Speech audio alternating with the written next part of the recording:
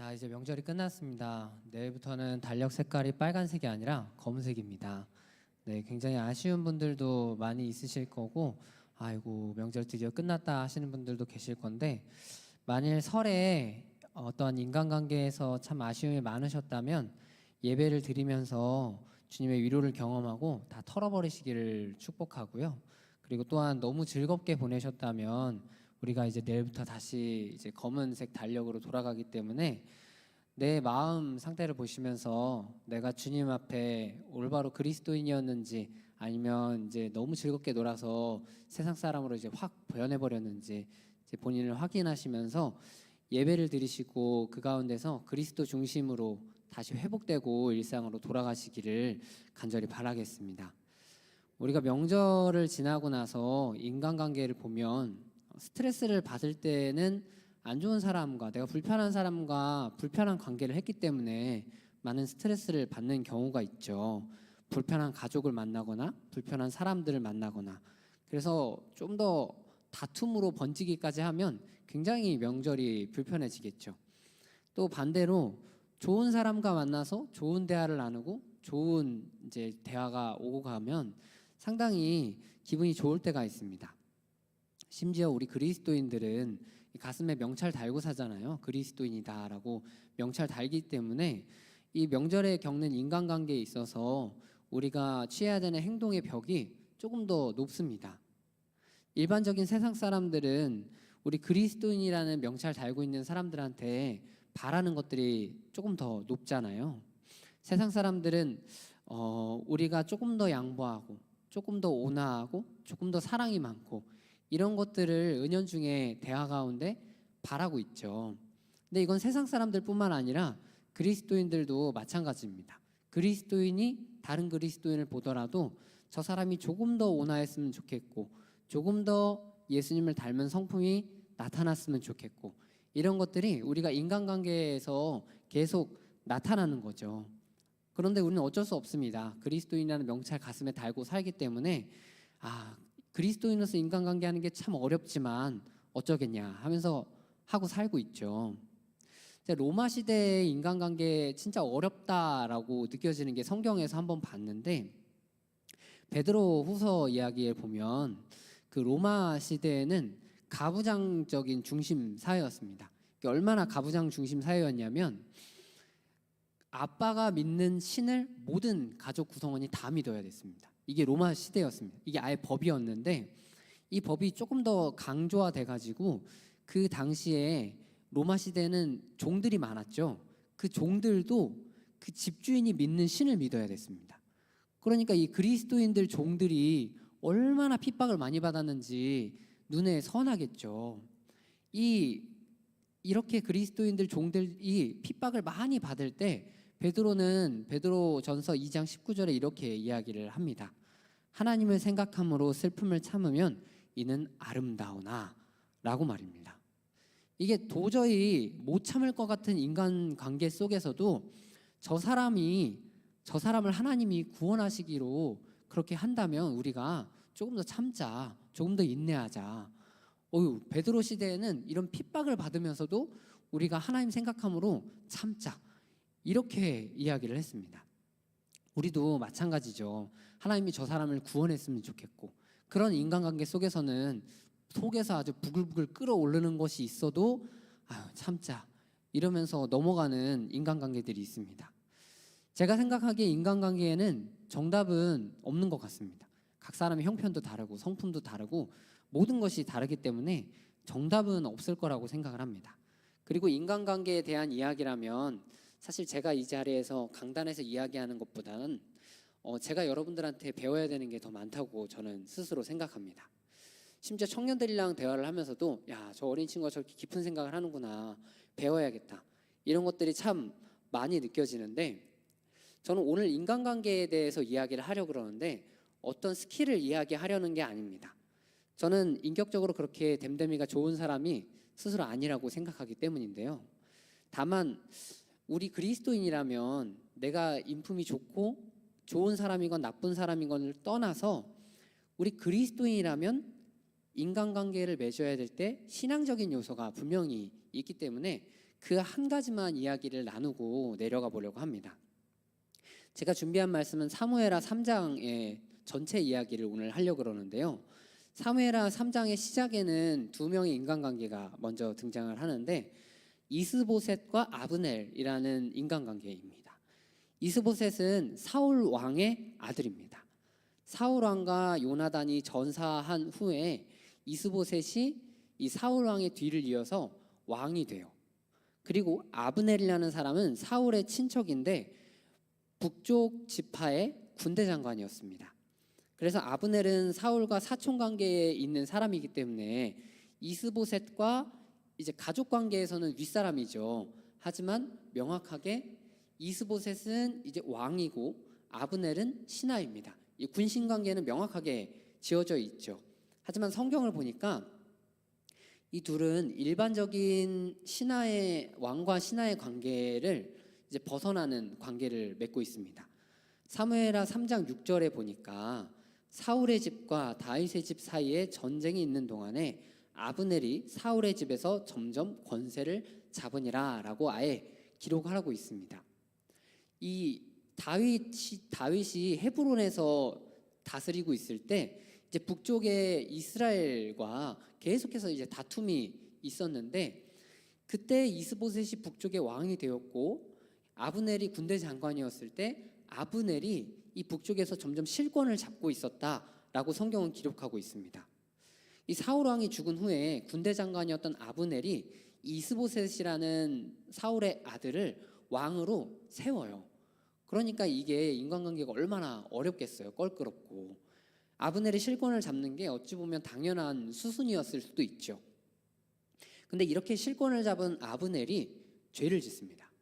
오늘 우리가 주목해야 될 게 이 죄를 지은 건데 아브넬이 사울의 첩과 통간하는 일이 벌어집니다. 이게 구약 시대에는 권력자의 아내와 통간을 했다라는 게 종종 이제 등장하는 이야기인데 이거는 분명하게 죄라고 성경에서는 규정을 하고 있어요. 그 야곱의 12아들들 중에 첫째 아들이 르우벤인데 르우벤이 그 야곱의 첩 빌하와 통간을 합니다. 그때 르우벤이 통간한 것 때문에 야곱은 이것을 죄로 보고 르우벤에게 장자의 권리를 주지 않아요. 이게 분명하게 죄이기 때문입니다. 이걸 죄라고 규정하는 것은 그 윗사람의 아내와 통간을 했다, 윗사람의 첩과 통간을 했다. 이게 구약 시대에는 그 사람의 권력에 도전하는 행위였습니다. 이렇게 처분이 됐기 때문에 이걸 명확하게 죄로 규정을 했는데 죽은 왕의 첩과 통간을 했다는 건 이제 신하가 자기가 신하로서 있지 않겠다라는 이 선포랑 똑같은 겁니다. 내가 왕이랑 똑같은 위치야. 내가 지금 이스보셋은 내가 아무런 이런 대항마로 생각하지 않아. 이런 아예 선포랑 똑같거든요. 그러자 사무엘하 3장 7절에서 이스보셋이 이 아브넬의 행동을 지적합니다. 네가 어찌하여 내 아버지의 첩과 통간하였느냐. 이렇게 왕이 당연하게 이렇게 할 수 있는 이야기잖아요. 이건 사람 앞에서도 도덕적으로 죄고 하나님 앞에서도 죄입니다. 이 죄를 지은 이후에 이스보셋이 당연한 이야기를 했는데 아브넬이 어떻게 반응했을 것 같으세요? 아브넬이 내가 하나님 앞에 죄를 지었구나 이렇게 했다면 오늘 설교 안 했을 것 같아요. 네, 아브넬의 행동을 보니까 이건 진짜 사람이 맞나 싶을 정도로 왕 앞에서 쏟아내는 표현들이 정말 거친 게 이게 8절에서 10절에 나와 있는데 제가 요약해서 좀 현실감 있게 표현을 해보려고 가져왔는데요. 제가 아브넬이라는 생각으로 이야기를 해보면 지금 네가 나를 유다의 앞잡이로 보는구나 이렇게 시작합니다. 내가 너한테 은혜를 베풀어서 다윗 왕한테 넘겨주지도 않고 그렇게 너를 왕으로 세웠는데 감히 나를 책망하냐? 그래, 그러면 하나님이 다윗에게 맹세하신 대로 내가 이 나라를 너한테서 다윗에게 넘겨버릴 거야. 이렇게 이제 왕 앞에서 아예 쏟아 부은 다음에 그 다음에 실제로 유다로 넘어가서 다윗한테 갑니다. 정말 무례하게 이 아브넬이 행동을 하는데 저는 이 아브넬의 이 행동을 보면서 이 자신의 죄를 돌아보지 않고 나를 책망한 사람에게 이렇게까지 공격적으로 이제 행동을 했다라는 거를 주목하려는 게 아니고 이거는 안타까운데 이 다음에 11절에 이스보셋이 어떻게 행동했는지를 주목하려고 그래요. 이스보셋은 이렇게 행동합니다. 함께 읽어볼까요?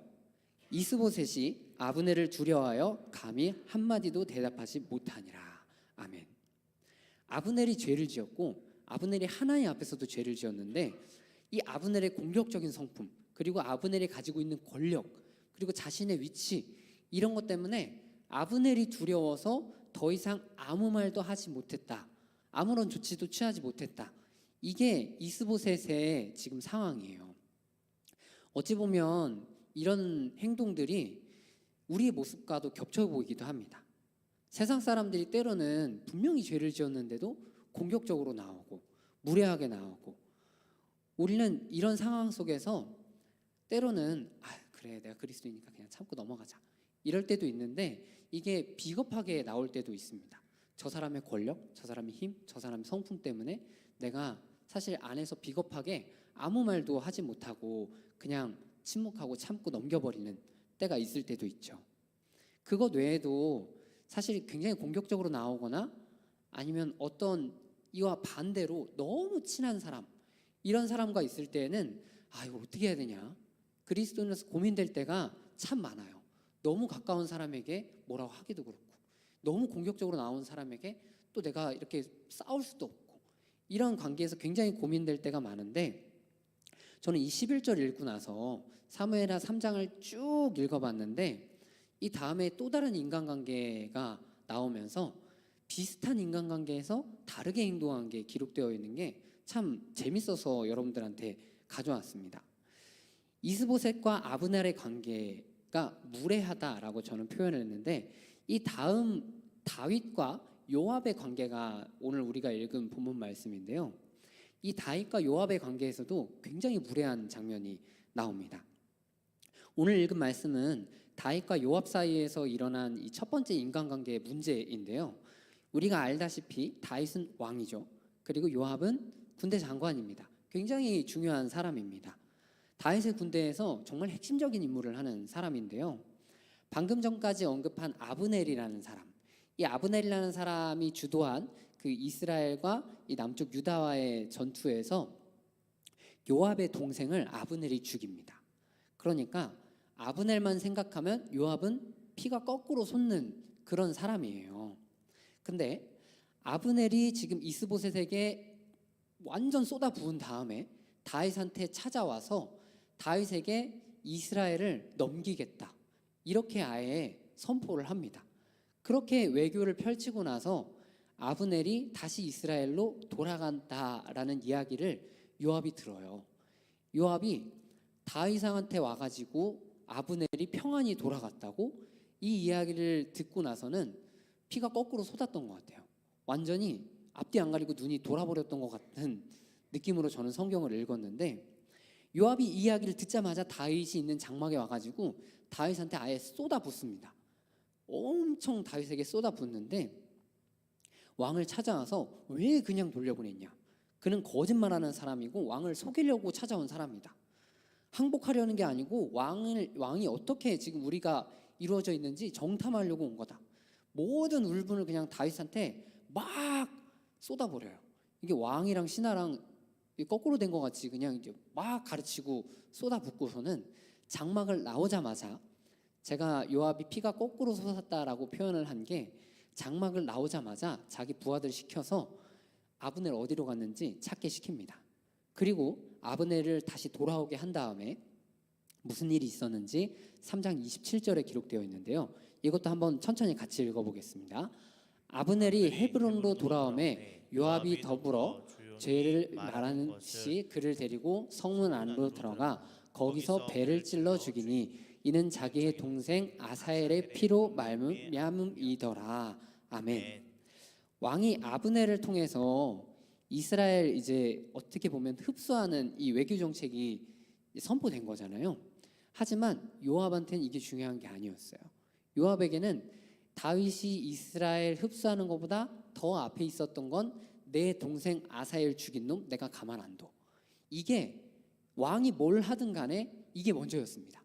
그래서 데려와가지고 조용히 얘기를 하려고 하면서 암살해버립니다. 자, 이게 신하로서 과연 해도 되는 행동인가 아닌가? 이거는 제 기준에서는 야 진짜 선 넘었다. 이렇게 무례할 수 있는가? 이렇게 생각이 들더라고요.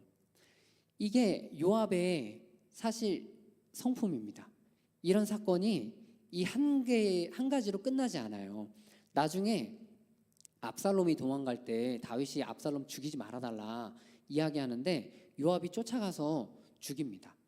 이 사람은 다윗의 통제를 온전히 따르는 사람이 아니에요. 자기가 생각하기에 자기가 옳은 것 그걸 행동하는 게 먼저인 사람입니다. 저는 다윗과 요압의 관계를 통해서 진짜 요압이 무례한 사람이구나. 왕의 명령 위에 자기 뜻 놓고 사는 이런 무례한 사람이구나. 이렇게 성경을 보았는데요. 이것 때문에 다윗과 분명하게 충돌이 일어날 수밖에 없는 관계였습니다. 제가 이 두 가지 인간관계를 봤는데 이스보셋은 아브넬이라고 하는 이 강하고 거친 성품을 가진 사람이 죄를 지었을 때 그 사람이 무서워서 아무 말도 하지 못했더라. 우리가 읽었죠. 그럼 다윗은 어떻게 행동했을까요? 요압이 아브넬을 죽인 이 죄를 보고 다윗의 행동이 오늘 우리가 읽은 이 28절과 29절입니다. 우리가 읽은 이 말씀을 한번 곰곰하게 생각해 보면서 다시 한번 같이 한번 읽어보겠습니다. 그 후에 다윗이 듣고 이르되 넬의 아들 아브넬의 피에 대하여 나와 내 나라는 여호와 앞에 영원히 무죄하니 그 죄가 요압의 머리와 그의 아버지의 온 집으로 돌아갈지어다. 또 요압의 집에서 백탁병자나 나병한 자나 지팡이를 의지하는 자나 칼에 죽는 자나 양식이 떨어진 자가 끊어지지 아니할지로다 하니라. 아멘. 다윗이 아브넬을 죽고 나서 아브넬을 장사합니다. 온 백성 앞에서 아브넬의 장사를 치른 다음에 그 다음에 백성들 다 모아놓고 지금 선포하는 겁니다. 아브넬이 죽자 모든 백성 앞에서 넬의 아들 아브넬의 피에 대하여 나와 내 나라는 여호와 앞에 하나님 앞에 나는 무죄하다라고 아예 선포를 해버립니다. 제가 여기서 주목하고자 하는 것은 다윗 그리고 이스보셋이 이 요압과 아브넬이 죄를 지었을 때 어떻게 반응했냐는 차이입니다. 어떤 사람과 인간관계를 계속해서 이어갈지 아니면 그 사람과 인간관계를 끊어낼지 어떤 사람이 잘못했을 때 참을지 아니면 내가 대항할지 끝까지 다툴지 우리가 이게 참 고민되는 부분이죠. 근데 성경을 통해서 배우는 한 가지는 우리가 그리스도인이라면 우리에게 가장 먼저는 인간관계 저 사람과의 관계보다 우선시 되어야 되는 게 하나님과 나와의 관계입니다. 하나님과 나와의 관계. 이사야 59장 2절에서는 분명히 강하게 선포하죠. 오직 너희 죄악이 너희와 너희 하나님 사이를 갈라놓았고 너희 죄가 그의 얼굴을 가리어서 너희에게서 듣지 않으시게 함이니라 라고 아주 강력하게 죄에 대해서 선포합니다. 죄가 있으면 하나님과 사이가 갈라지고 죄가 있으면 하나님이 너희한테 얼굴을 가린다 라고 성경은 죄에 대해서는 아주 강력하게 선포를 합니다. 하나님과 우리 사이에 죄가 끼어 있으면 하나님과 우리 사이의 관계가 단절이 된다. 그렇기 때문에 우리는 죄에 대해서는 이게 얼마나 무서운 능력이 있다라는 건지 배우고 우리가 이게 얼마나 무서운지를 뼛속 깊이 새기면서 살아야 합니다. 만일 내 주변에 어떤 사람이 하나님 앞에 죄를 지었어요.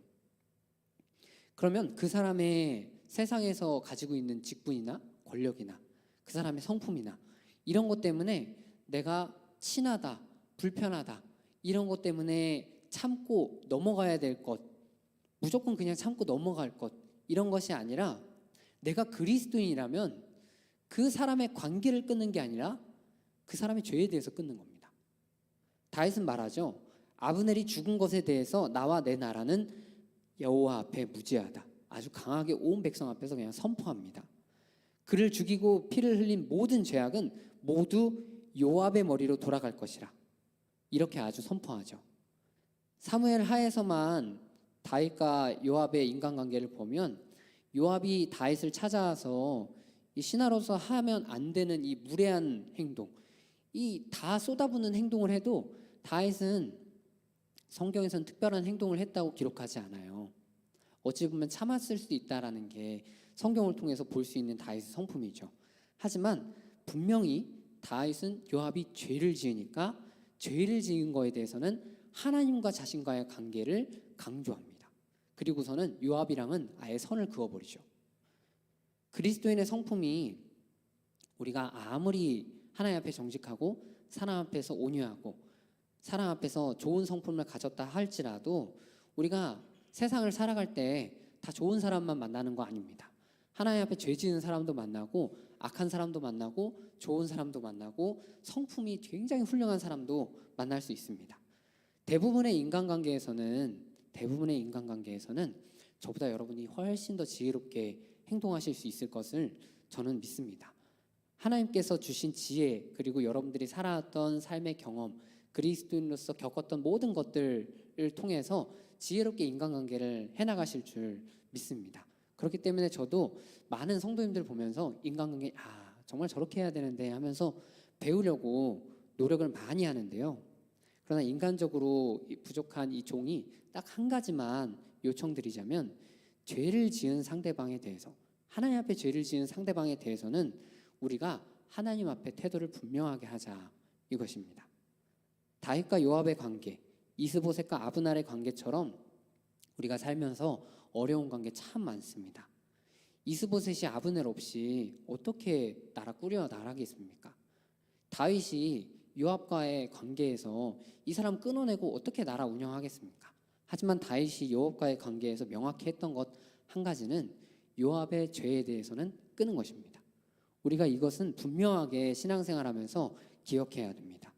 이것이 이스보셋처럼 아무 말도 못했냐, 아니면 다윗처럼 온 백성 앞에서 죄를 끊는 그 행동을 아예 표현을 해버리고 이 요압의 행동에 대해서 마치 저주하는 것 같이 표현했냐, 이런 어떻게 표현했는지는 중요하지 않습니다.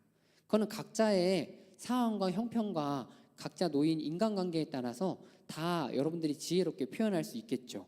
다만 우리가 상대방의 사회적 힘과 성품이 내 행동에는 영향을 미치더라도, 내 삶에는 좀 영향을 미치더라도 나와 하나님과의 관계까지 영향을 미쳐서는 안 됩니다. 우리는 하나님과 나와의 관계가 올바르게 된 후에 인간관계를 해야지, 인간관계를 올바르게 유지하기 위해서 하나님과 나와의 관계까지 뒷전으로 밀어서는 절대 안 됩니다.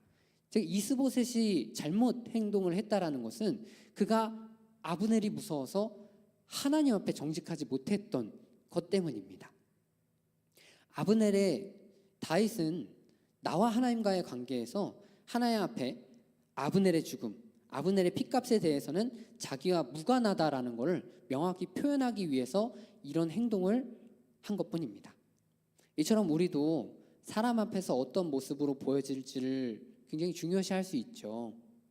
그러나 하나님 앞에서 정직하게 사는 것, 이것이 가장 먼저이고 가장 중요하게 여기시는 그런 사람이 되기를 간절히 바랍니다. 우리가 하나님 앞에서 정직하게 사는 것을 중요하게 여기는지는 우리의 삶의 태도, 우리의 인간관계에서 분명하게 각자 형상에 따라서 나타납니다. 그러니까 기억하기를 간절히 소망하는데요. 모든 관계에서의 첫 번째는 하나님과의 관계입니다. 저는 이스보셋이 결국 아브넬 앞에서 아무 말도 하지 못한 장면을 보면서 이스보셋에게 딱 한 가지만, 제가 거기에 있었다면 한 가지만 질문하고 싶습니다. 당신은 하나님이 두렵습니까? 아니면 아브넬이 두렵습니까? 이 질문을 이스보셋에게 했을 때 이스보셋은 아마도 아브넬이 무섭습니다 라고 대답했을 거라고 저는 생각합니다. 하나님이 우리의 삶을 인도하신다는 것을, 하나님이 내 삶을 세우신다는 것을 정말 경험하고 이것이 체험되어진 사람이라면 다윗처럼 행동할 수 있습니다. 다윗은 이후에 사무엘하 5장에서 모든 상황이 다 끝난 다음에 자기가 이스라엘과 유다가 다 통일된 후에 하나님이 나를 세우셨구나라는 것을 고백합니다. 우리는 살면서 이런 고백이 나오는 사람이 될 때 우리가 하나님 앞에서 정직한 것이 인간관계에서 드러나는 행동들이 나옵니다. 상대방이 하나님 앞에 죄가 되는 행동을 했을 때 나랑 너무 친하니까, 반대로 너무 두려운 관계니까 이걸 외면하는 것은 하나님과의 관계에서 정직하지 못한 행동입니다. 다윗이 자기를 세우신 분이 하나님이심을 분명하게 고백하는 것처럼 요압이 나를 보필하여 내가 왕의 자리에 올랐으니 요압을 서운하게 하지 말아야겠다.